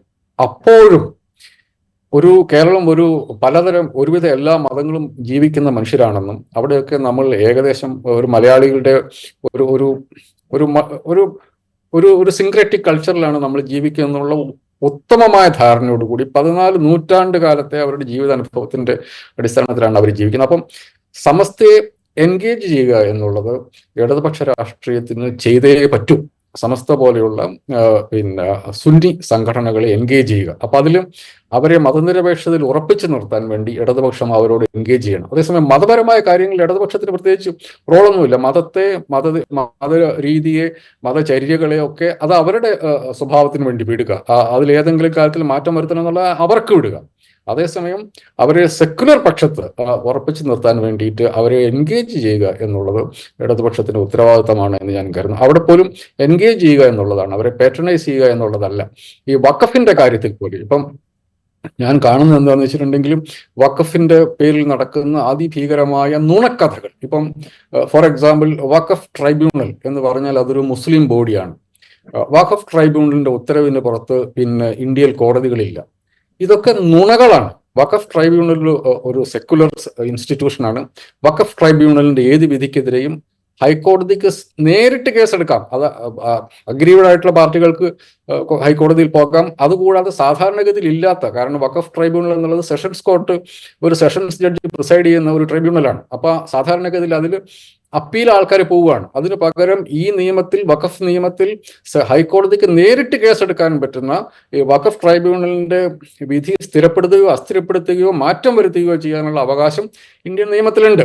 അപ്പൊ ഇത്തരം കാര്യങ്ങളിൽ മനുഷ്യരോട് സത്യം പറയാനുള്ള ഇപ്പോഴും എനിക്ക് തോന്നുന്ന കമ്മ്യൂണിസ്റ്റ് പാർട്ടികളൊന്നും, ഇടതുപക്ഷ LDF ആരും ഇതുമായി ബന്ധപ്പെട്ട ഒരു നിലപാട് നാട്ടുകാരോട് പറഞ്ഞിട്ടില്ല. വേറൊരു കാര്യം, ഈ മുനമ്പത്തെ കാര്യമാണെങ്കിൽ 1950 ഒരു മുസ്ലിം മനുഷ്യൻ ഒരു മുസ്ലിം സംഘടനയ്ക്ക് വഖഫ് കൊടുത്ത സ്ഥലമാണത്. അതിന്റെ പുറത്ത് വേറെ ആർക്കെങ്കിലും അവകാശവാദം ഉണ്ടെങ്കിൽ അവരത് കോടതിയിൽ തെളിയിക്കേണ്ടതുണ്ട്. അതൊരു വഖഫ് പ്രോപ്പർട്ടിയാണ് എന്നുള്ളത് വസ്തുത. അപ്പൊ അതിൽ ഞാൻ ഇതുവരെ പഠിച്ചതിനകത്ത് ഞാൻ അതിൻ്റെ അകത്ത് തരികട കളിച്ചത് ഫാറൂഖ് കോളേജിന്റെ മാനേജ്മെന്റ് ആണ്. അവരെ മുൻപിലോട്ട് കൊണ്ടുവന്ന് നിർത്തി അവരെ കൊണ്ട് അത് പരിഹാരം കാണിക്കുക എന്നുള്ളതല്ലാതെ സംസ്ഥാന സർക്കാർ അതിൽ കൂടുതൽ ഏതെങ്കിലും തരത്തിൽ ഇടപെടൽ നടത്തുക എന്ന് പറഞ്ഞാൽ അത് മണ്ടത്തരായിരിക്കും, അത് അപ്രായോഗികമായിരിക്കും. അപ്പൊ ഇത്തരം കാര്യങ്ങളിൽ സാമുദായികമായി ചേരിതിരിവുണ്ടാക്കാനുള്ള ശ്രമങ്ങൾ ഏത് കൊച്ചു പ്രശ്നത്തിന്റെ പുറത്ത്, അതാണ് ഞാൻ പറഞ്ഞ ചെമ്മത്തൊട്ടി എന്ന് പറഞ്ഞ ഒരു സാധാരണ ഗ്രാമത്തിൽ, അവിടെ മുസ്ലിങ്ങളെ ഇല്ലാത്ത ഒരു ഗ്രാമത്തിൽ അവിടെ വന്ന നടന്നൊരു സംഭവവുമായി ബന്ധപ്പെട്ട് അവിടുത്തെ പള്ളിയിലെ അച്ഛൻ തന്നെ പറഞ്ഞു, ആര് സംഭവിച്ചു, എന്ത് സംഭവിച്ചെന്ന് ഞങ്ങൾക്ക് അറിയില്ല എന്ന് പറഞ്ഞു. പക്ഷെ അതുപോലും ഒരു മുസ്ലിം വിരുദ്ധം കൂടിയല്ല, മുസ്ലിം വെറുപ്പുണ്ടാക്കാനുള്ള പ്രചരണായുധമായി ഉപയോഗിക്കുമ്പോൾ ഇക്കാര്യങ്ങളിൽ വളരെ പെട്ടെന്ന് സത്യം പുറത്തു പറയാനുള്ള ഉത്തരവാദിത്വം സർക്കാരിനുണ്ട്, ഇടതുപക്ഷ പ്രസ്ഥാനങ്ങൾക്കുണ്ട്. എന്ന് മാത്രമല്ല, ഇമാതിരിയുള്ള സമുദായത്തിൽ കുത്തിത്തിരിപ്പുണ്ടാക്കുന്നവർക്കെതിരെ അതിശക്തമായ നിയമ നടപടികൾ എടുക്കാനുള്ള ഉത്തരവാദിത്വം കൂടി സംസ്ഥാന സർക്കാരാണ്. ഞാനത് ചെമ്പന്തൊട്ടി എന്ന് പറഞ്ഞ സ്ഥലത്തെ പ്രശ്നം, ഞാനത് ആ സമയത്ത് ആ നാട്ടിലുണ്ടായിരുന്നു. അത് നടക്കുന്നത് VD സതീശന്റെ ഭാഷയിൽ പറഞ്ഞ വെള്ളത്തിന് തീ പിടിപ്പിക്കാൻ പറ്റുന്ന തരത്തിലുള്ള നുണകളാണ് പറഞ്ഞുണ്ടാക്കുന്നത്. ആ നാട്ടിൽ ജീവിക്കുന്ന 2 സമുദായങ്ങൾ തമ്മിൽ സ്പർദ്ധ ഉണ്ടാക്കാനുള്ള ശ്രമമാണ്. ഇതൊന്നും സർക്കാർ കണ്ടില്ലെന്ന് നടിക്കുന്നു. എന്തിന് CPM കണ്ടില്ലെന്ന് നടിക്കുന്നു. CPM എന്ന് പറയുന്ന രാഷ്ട്രീയ പാർട്ടി, സർക്കാർ പിന്നെ തിരിഞ്ഞു വരുമ്പോൾ സമയം എടുക്കുന്നു. CPM എന്ന് പറയുന്ന രാഷ്ട്രീയ പാർട്ടി ഇതൊന്നും കാണുന്നില്ല എന്നുള്ളത് ഖേദകരമായ കാര്യമാണ്. അതുകൊണ്ട് ഈ കാര്യത്തിൽ ഇടതുപക്ഷത്തിന് ന്യൂനപക്ഷ അവകാശങ്ങളോട് സക്രിയമായിട്ട് എൻഗേജ് ചെയ്യാനുള്ള ഉത്തരവാദിത്വമുണ്ട്. അത് മാത്രം ചെയ്താൽ മതി. അതിൽ കൂടുതൽ വലിയ പേട്രണൈസിങ്ങിന്റെ ആവശ്യമൊന്നുമില്ല. അതിൽ നിയമപരമായി, രാഷ്ട്രീയപരമായി ചെയ്യാനുള്ള കാര്യങ്ങൾ ചെയ്യാനുള്ള ഉത്തരവാദിത്വ ബോധം ഇടതുപക്ഷം കാണിക്കണം എന്നുള്ളതാണ് എൻ്റെ അഭിപ്രായം. ഞാൻ അവസാനമായിട്ട് ഒരിക്കൽ കൂടി MG രാധാകൃഷ്ണനിലേക്ക്. ശ്രീ MG രാധാകൃഷ്ണൻ, ഞാൻ ഈ തെരഞ്ഞെടുപ്പ് ഫലം വന്നതിന് ശേഷം ഏറ്റവും കൗതുകകരമായി കേട്ടൊരു പ്രതികരണം ശ്രീ K മുരളീധരൻ്റേതായിരുന്നു. പാലക്കാട്ടെ വിജയത്തെക്കുറിച്ച് അദ്ദേഹം ആ വിജയത്തിൻ്റെ കൃത്യമായ വിലയിരുത്തൽ നടത്തുന്നു. അവിടെ നടന്ന സകല പ്രചാരണങ്ങളെയും അതിജീവിച്ചുകൊണ്ട് കോൺഗ്രസ് അവിടെ, UDF അവിടെ ഉജ്ജ്വലമായ വിജയം നേടി എന്ന് അദ്ദേഹം പറയുന്നു. അതിനുശേഷം അദ്ദേഹം ചേലക്കരയിലേക്ക് വരുന്നു. ചേലക്കരയിലാണ് പാലക്കാട്ടേക്കാൾ കൂടുതൽ കോൺഗ്രസും UDFും ചിട്ടയോടുകൂടി സംഘടനാപരമായ പ്രവർത്തനം കാഴ്ചവെച്ചത്. അതിൻ്റെ ഫലം അവിടെ ഉണ്ടായില്ല. ഭരണവിരുദ്ധ വികാരം ഉണ്ടായിട്ട് പോലും അത് മുതലെടുക്കാൻ കഴിയാത്തൊരു സാഹചര്യം കേരളത്തിലുണ്ട് എന്ന് UDFും കോൺഗ്രസും മനസ്സിലാക്കണം. അതുകൂടെ മനസ്സിൽ വെച്ചുകൊണ്ടായിരിക്കണം ഇനി അങ്ങോട്ട് പ്രവർത്തിക്കേണ്ടത് എന്ന് കെ മുരളീധരൻ പറഞ്ഞു വയ്ക്കുന്നുണ്ട്. യഥാർത്ഥത്തിൽ ഇന്ന് വന്ന ഫലം കൃത്യമായി അനലൈസ് ചെയ്തത് ഒരുപക്ഷെ കെ മുരളീധരനാണ് എന്നെനിക്ക് തോന്നുന്നു. ശരിക്കും അതുതന്നെയല്ലേ, വേണമെങ്കിൽ മറികടക്കാവുന്ന വിധത്തിലുള്ളൊരു ഭരണവിരുദ്ധ വികാരമേ ഇപ്പോൾ പിണറായി വിജയൻ സർക്കാരും CPM നേതൃത്വം നൽകുന്ന LDFും അഭിമുഖീകരിക്കുന്നുള്ളൂ എന്നുള്ളൊരു പരോക്ഷമായ സൂചന കൂടെ ഈ തെരഞ്ഞെടുപ്പ് ഫലം നമുക്ക് തരുന്നില്ലേ? തീർച്ചയായിട്ടും അത് തന്നെയാണ് അതിന്റെ പ്രധാനപ്പെട്ട മെസ്സേജ്. ഇടതുപക്ഷത്തിന് എല്ലാം തകർന്നു എന്നുള്ള, അല്ലെങ്കിൽ എല്ലാം നഷ്ടപ്പെട്ടു എന്നുള്ള ഒരവസ്ഥ ഇല്ലെന്നും ഈ ഭരണവിരുദ്ധ വികാരത്തിനെ ഫലപ്രദമായി മറികടക്കാനും അതിജീവിക്കാനും വേണ്ട തന്ത്രങ്ങളല്ല, തന്ത്രങ്ങൾ ഒരു വസ്തുവാണ്, വേണ്ടതല്ല പറയുന്നത്, അതിനോടൊപ്പം തന്നെ അതിന്റെ പോരായ്മകൾ പരിഹരിക്കുകയും, വാസ്തവത്തിൽ പാലക്കാട് പോലുള്ള സ്ഥലത്ത് 3-ാം സ്ഥാനത്ത് തന്നെ നിൽക്കേണ്ട പാർട്ടിയാണ് അല്ല ഇടതുപക്ഷം. പക്ഷെ അവിടെ ഭരണവിരുദ്ധ വികാരം ഉണ്ടായില്ല എന്നുള്ളത് ശരിയാണ്. പക്ഷെ ഭരണാനുകൂല വികാരം എന്തുകൊണ്ടുണ്ടായില്ല എന്നുള്ളത് കൂടെ ആലോചിക്കേണ്ടതാണ്. കാരണം ഭരണാനുകൂല വികാരം ഉണ്ടാവുമായിരുന്നെങ്കിൽ പാലക്കാട് ഇത്തവണ ചിലപ്പോൾ 2-ാം സ്ഥാനത്തേക്ക് വരാനുള്ള സാധ്യത, 2-ാം സ്ഥാനത്തേക്ക് ജയിക്കാൻ പോലും പാടില്ല എന്നൊന്നുമില്ല പാലക്കാട്, അങ്ങനെയൊക്കെ വരാൻ സാധ്യതയുണ്ട്. അപ്പോൾ ഒരു പോസിറ്റീവ് ആയിട്ടുള്ള ഒരു ട്രെൻഡ് ഉണ്ടാക്കാൻ ഇടതുപക്ഷത്തിന് ഭാഗ്യത്തിന് നെഗറ്റീവായിട്ടുള്ള പറഞ്ഞ വിരുദ്ധ വികാരം ഉണ്ടായിട്ടില്ല. പക്ഷെ എന്തുകൊണ്ട് പുതുതായിട്ട് കുറച്ച് ആൾക്കാരെ ആകർഷിക്കാനും പുതിയ വിജയങ്ങൾ നേടാനും കഴിയുന്നില്ല എന്നുള്ളത് ആർക്കുമ്പോൾ ഇടതുപക്ഷത്തിന് ഇത് സമാധാനത്തിന്റെ സമയമാണെങ്കിലും അതേ സമയത്ത് ആത്മപരിശോധനയുടെയും കൂടെ സമയമാണ്. അത് കൂടുതൽ വിജയത്തിലേക്ക് പോകാനുള്ള സാധ്യതകൾ ഉണ്ട് എന്നുള്ള ഒരു സൂചനയും ഇത് തരുന്നുണ്ട്. അവസാനിപ്പിക്കുന്നതിന് മുമ്പ് ഒരു പോയിന്റ് കൂടെ പറയാൻ എനിക്ക് ആഗ്രഹമുള്ളത്, വാസ്തവത്തിൽ നമ്മുടെ ഈ മാധ്യമങ്ങളുടെ ഇപ്പൊ അമേരിക്കയിലെ ഇലക്ഷനില് ഈ ഡൊണാൾഡ് ട്രംപ് തോൽപ്പിച്ചത് പിന്നെ കമലാ ഹാരിസിനെ ഡെമോക്രാറ്റ്സിനെ മാത്രമല്ല മുഖ്യധാര മാധ്യമങ്ങളെ കൂടിയാണ് എന്ന് പറയുന്നുണ്ട്. അപ്പോ അത് വളരെ ശരിയാണ്. എനിക്ക് തോന്നുന്നു നമ്മുടെ സമകാലിക ലോകത്ത് മുഴുവൻ, ഇവിടെ മാത്രമല്ല, ഈ മെയിൻ സ്ട്രീം മീഡിയ എന്ന് വിളിക്കുന്ന ചർച്ചകളും ആരോപണങ്ങളും ആക്രമണങ്ങളും ഒക്കെ വാസ്തവത്തിൽ ബഹുജനങ്ങളുടെ അടുത്ത് എത്തുന്നുണ്ടോ എന്നുള്ളതിനെ എനിക്ക് ബലമായ സംശയം വീണ്ടും ഒന്നുകൂടെ ഉറപ്പിക്കുന്നത്. അപ്പൊ ഇതൊരു പരാജയം മുഖ്യധാര മാധ്യമം, കാരണം ഞാൻ പറഞ്ഞ ഇടതുപക്ഷ വിരുദ്ധ വികാരത്തെ കുറിച്ചാണ്. ഇടതുപക്ഷ വിരുദ്ധ വികാരം നേരത്തെ ഇത്രയും ശക്തമായി ഉയർന്നു നിൽക്കുന്ന ഒരു സമയം എന്നൊക്കെ നമ്മൾ പറയുമ്പോൾ ഇത് ആരുടേതാണ് ഉയർന്നു നിൽക്കുന്നത്? ഇപ്പൊ 8 മണിക്കുള്ള ചർച്ച സമയത്ത് പലരുടെയും ധാരണ കേരളം മുഴുവൻ കേരളത്തിന്റെ അജണ്ടയായിട്ട് മാറുകയാണ്, കേരളത്തിലെ ജനത മുഴുവൻ അതനുസരിച്ച് പോവുകയാണ്. എല്ലാവരും അങ്ങനെയാണ്. ഈ പങ്കെടുക്കുന്നവരുടെ ചർച്ച ഞങ്ങളെപ്പോലെയൊക്കെ സംഘടിപ്പിച്ചിരുന്നവരുടെയും അന്നത്തെ വിശ്വാസം. പക്ഷേ നമ്മളൊരു ചെറിയൊരു പരിശോധന, ചെറിയൊരു എന്താ പറയുന്ന ഈ ബാക്ക് ഓഫ് ദ എൻവലപ്പ് എന്ന് പറയുന്ന സംഗതി, അതായത് എന്താ പറയുക, ഒരു വലിയ ആസൂത്രിതമായിട്ടുള്ള സർവേ ഒന്നും വേണ്ട. വെറുതെ ഒരു കോളനിയിൽ പോയിട്ട്, ഒരു ഹൗസിംഗ് കോളനിയിൽ പോയിട്ട് നിങ്ങൾ 8 മണിക്ക് എത്ര പേര് ഈ ചർച്ച കാണുന്നുണ്ടത്, അതൊരു നല്ല ആരോഗ്യകരമായ, കാണാതിരിക്കുന്നുണ്ടെങ്കിൽ അത് നല്ല കാര്യമാണെന്നല്ല ഞാൻ പറയുന്നത്. പക്ഷേ വാസ്തവത്തിൽ നമ്മുടെ ഈ മാധ്യമങ്ങളുടെ, മുഖ്യധാര മാധ്യമങ്ങളുടെ ഈ വലിയ ബഹളവും കോലാഹലങ്ങളും ഒക്കെ വാസ്തവത്തിൽ ബഹുജന സാമാന്യത്തിന്റെ ഇടയിൽ എത്തുന്നുണ്ടോ എന്നുള്ളതിനെ പറ്റി എനിക്ക് ബലമായ സംശയം ഒന്നും കൂടി ഉറപ്പിക്കുന്നതാണ് ഈ തെരഞ്ഞെടുപ്പ് ഫലം. മാത്രമല്ല, ട്രംപിന്റെ കാര്യത്തിൽ ട്രംപിന് മറ്റൊരു ബദൽ മാധ്യമം ഉണ്ടായിരുന്നു. കാരണം അദ്ദേഹം പോഡ്കാസ്റ്റിനെയും സോഷ്യൽ മീഡിയയും അതിശക്തമായി ഉപയോഗിച്ചു. ജോഗൻ എന്ന് പറയുന്ന ആള് 45 മില്യൺ, 4.5 കോടി ആൾക്കാരാണ് ഈ 3 മണിക്കൂർ നേരമുള്ള ഈ അദ്ദേഹത്തിന്റെ പോഡ്കാസ്റ്റ് കണ്ടത് ട്രംപിന്റെ.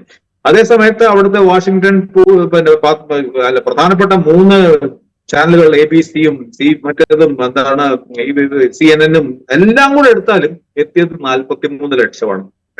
അപ്പൊ വാസ്തവത്തിൽ ഈ ഒരു പോഡ്കാസ്റ്റ്, അപ്പൊ ട്രംപ് ഇതിനെ മറികടക്കാൻ വാസ്തവത്തിൽ ട്രംപിന്റെ സോഷ്യൽ മീഡിയ വഴി കഴിഞ്ഞു. നമ്മുടെ നാട്ടില് ഈ മുഖ്യധാര മാധ്യമങ്ങളെ മറികടക്കാൻ KJ ജേക്കബിനെ പോലെയുള്ള വലിയ ഇൻഫ്ലുവൻസേഴ്സിനെയൊക്കെ ഉപയോഗിച്ചാൽ നല്ലതായിരിക്കും. പക്ഷെ അദ്ദേഹം ഈ പറഞ്ഞ പോലെ പൂർണ്ണമായിട്ടൊന്നും വിമർശനമുള്ളവരാണ്. പക്ഷെ ഇടതുപക്ഷത്തിന് വാസ്തവത്തിൽ, അല്ലെങ്കിൽ ഇടതുപക്ഷത്തിന് ആർക്ക് വേണമെങ്കിലും വരാൻ പോകുന്ന ദിവസങ്ങൾ, അല്ലെ വരാൻ പോകുന്ന രാഷ്ട്രീയത്തിൽ ഈ പൊളിറ്റിക്കൽ കമ്മ്യൂണിക്കേഷൻ വാസ്തവത്തിൽ കുറച്ചുകൂടെ ബുദ്ധിപൂർവ്വം ആലോചിച്ച് മാറ്റി തീർക്കേണ്ട സമയമാണ്. ഇപ്പൊ നമ്മള് മോദിയുടെ പരാജയത്തിന് പിന്നിൽ ധ്രുവരാത്തിയുടെയും രവീഷ് കുമാറിന്റെ ഒക്കെ സംഭാവന പറയുന്നുണ്ട്. അപ്പൊ മുഖ്യധാരയുടെ കയ്യിൽ നിന്ന് പോയി. എന്നാൽ ഇവിടുന്ന് മുഖ്യധാരയിൽ നിന്ന് പോയിട്ടുണ്ട്, പക്ഷെ ഇല്ലത്തുനിന്ന് ഇറങ്ങി അമ്മത്ത് എത്തിയിട്ടില്ല എന്നുള്ള അവസ്ഥയാണ്. നമുക്കിവിടെ സോഷ്യൽ മീഡിയ അത്ര സജീവമായ രംഗത്ത് ഇതിന് പകരമായിട്ടില്ല. പക്ഷേ ഇതൊരു ടൈമാണ്, ഇതൊരു സ്പേസ് ആണ്. പൊളിറ്റിക്കൽ കമ്മ്യൂണിക്കേഷന് പുതിയ മാർഗങ്ങൾ. അപ്പൊ ഈ മുഖ്യധാര മാധ്യമങ്ങളുടെ അജണ്ട സെറ്റിംഗ് അവസാനിക്കുന്നു എല്ലാവരും പറയുന്നുണ്ട്. പക്ഷെ ഈ തെരഞ്ഞെടുപ്പ് വീണ്ടും അത് ഒന്നുകൂടി കാണിച്ചില്ലെന്ന് എനിക്ക് സംശയമുണ്ട്. ജേക്കബിന് അതിനോട് എന്തോ കൂട്ടിച്ചേർക്കാനുണ്ട്. ഞാൻ അതിനകത്ത് ഒരു ഒറ്റ കാര്യം പറഞ്ഞുകൊണ്ട് അത് എംജിആറിനോട് പറഞ്ഞതിനോട് കൂട്ടിച്ചേർത്ത്. ഞാൻ CPM-ന്റെ 2 ഏരിയ സമ്മേളനങ്ങൾ നടന്ന മാധ്യമ സെമിനാറിൽ പങ്കെടുത്തു. അപ്പോൾ അടിസ്ഥാനപരമായിട്ട് അത് മെയിൻ സ്ട്രീം മീഡിയ ചീത്ത പറയാൻ വേണ്ടിയിട്ട് സംഘടിപ്പിക്കുന്ന പരിപാടികളാണ്. അതിനാണ് എന്നെ ക്ഷണിച്ചത്. ഞാൻ അവിടെ 2 സ്ഥലത്ത് ഞാൻ പറഞ്ഞത്, നിങ്ങൾ ദയവ് ചെയ്ത് ഈ മുഖ്യധാരാ മാധ്യമങ്ങളെ ചീത്ത വിളിക്കുന്ന പരിപാടി അവസാനിപ്പിക്കുക. അത് മലയാളി ഫിഗർ ഔട്ട് ചെയ്ത് കഴിഞ്ഞു.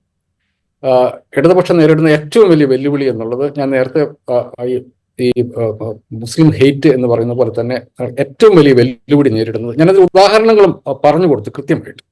ഇപ്പൊ കേരളത്തിൽ എന്താണ് CPM നടത്തിയ എന്നുള്ളതിനെ കുറിച്ച് പച്ച നുണകൾ ലക്ഷക്കണക്കിന് മനുഷ്യർ കാണുന്നു. അതാണ് സത്യത്തിൽ കേരളത്തിലെ ഇടതുപക്ഷത്തിന് മാത്രമല്ല, കേരളത്തിന്റെ സുസ്ഥിരതയ്ക്ക് പോലും വെല്ലുവിളിയാകുന്ന തരത്തിലുള്ള വലിയ മാധ്യമ പ്രചരണങ്ങൾ സോഷ്യൽ മീഡിയ നടക്കുന്നുണ്ട്. അതാണ് ശരിക്കും ഇടതുപക്ഷം അഡ്രസ്സ് ചെയ്യേണ്ടത്. മുഖ്യധാര ഏഷ്യാനെറ്റിനെയും മാതൃഭൂമിയും മനോരമയും ചിത്ത വിളിച്ച് കാലം കഴിക്കേണ്ട സമയം എപ്പോഴേ കഴിഞ്ഞിരിക്കുന്നു. അജണ്ട സെറ്റ് ചെയ്യപ്പെടുന്നത് ഈ ചെറിയ ഫോണിലാണ്. അത് റിയലൈസ് ചെയ്യുക. അതിപ്പോ MGR പറഞ്ഞതിനോട് 100% ഞാനും യോജിക്കുകയാണ്.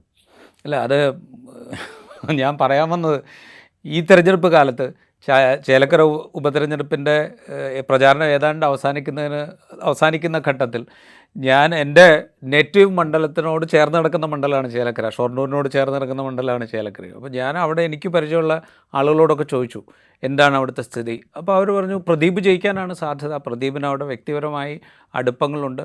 പിന്നെ പ്രദീപ് അത്ര മോശം സ്ഥാനാർത്ഥിയല്ല, ഇടതുപക്ഷം അത്രത്തോളം അൺപോപ്പുലർ ആയിട്ടില്ല ഈ മണ്ഡലത്തിൽ എന്ന് അവിടുത്തെ ആളുകൾ പറഞ്ഞു. അതിൽ CPM-കാരുണ്ട്, കുറച്ച് കോൺഗ്രസ് അനുഭാവമുള്ളവരുണ്ട്, കടുത്ത കോൺഗ്രസ്സുകാരുമുണ്ട്. അവരുടെ സ്ഥാനാർത്ഥി ജയിക്കാനുള്ള ആർഗ്യുമെൻറ്റ് പറയുന്നതിൻ്റെ കൂടെ തന്നെയാണ് ഇത് പറഞ്ഞത്. എളുപ്പമല്ല ജയിക്കാൻ, പ്രദീപ് പോപ്പുലറാണ്, CPM-ന് ഇപ്പോഴും നല്ല വേരോട്ടമുണ്ട്, സംഘടനാ ശക്തിയുണ്ട്, അപ്പോൾ അതുകൊണ്ട് ജയിക്കാൻ സാധ്യത പ്രദീപാണ് എന്ന് അവർ പറയുകയും ചെയ്തു. അപ്പോൾ ഞാൻ ഈ അസസ്മെൻറ്റ് ഈ മുഖ്യധാരാ മാധ്യമങ്ങളിലെ പ്രമുഖനായിട്ടുള്ള ഒരാളുമായിട്ട് പങ്കുവച്ചപ്പോൾ അദ്ദേഹം ഒരു കാരണവശാലും ഇത് സമ്മതിക്കില്ല, അവിടെ ഒരു കാരണവശാലും LDF ജയിക്കില്ല, അത്രത്തോളം ശക്തമായ ഭരണവിരുദ്ധ വികാരം അവിടെ ഉണ്ട് എന്ന് സ്ഥാപിക്കാൻ അദ്ദേഹം ശ്രമിച്ചത് എനിക്ക് ഓർമ്മയുണ്ട്. അപ്പോൾ ഇത് നമ്മൾ എന്താ പറയുക, നിർമ്മിച്ചെടുത്ത ഒരു കൂടിനുള്ളിൽ ഇരുന്നുകൊണ്ടാണ് നമ്മൾ ഈ വിവരങ്ങൾ സ്വീകരിക്കുകയും അസസ് ചെയ്യുകയും ചെയ്യുക. അല്ലാതെ അടച്ചു വെച്ചൊരു കൂട്ടിലിരുന്നുകൊണ്ടാണ്, അല്ല തുറന്നു വെച്ചൊരു കൂട്ടിലിരുന്നിട്ടല്ല. അതിൻ്റെ ഒരു പ്രശ്നമുണ്ടെന്ന് എനിക്ക് പലപ്പോഴും തോന്നിയിട്ടുണ്ട്. അതുകൊണ്ടാണ് പലപ്പോഴും ഈ ചർച്ചകളിലൊക്കെ ഇങ്ങനെ വളരെ ഏകപക്ഷീയമായ നിലപാടുകൾ വന്നു പോകുന്നതും എന്ന് തോന്നുന്നു. എനിവേ, ഞാൻ അവസാനമായിട്ട് ഒരിക്കൽ കൂടി MG രാധാകൃഷ്ണനിലേക്ക് പോകണം.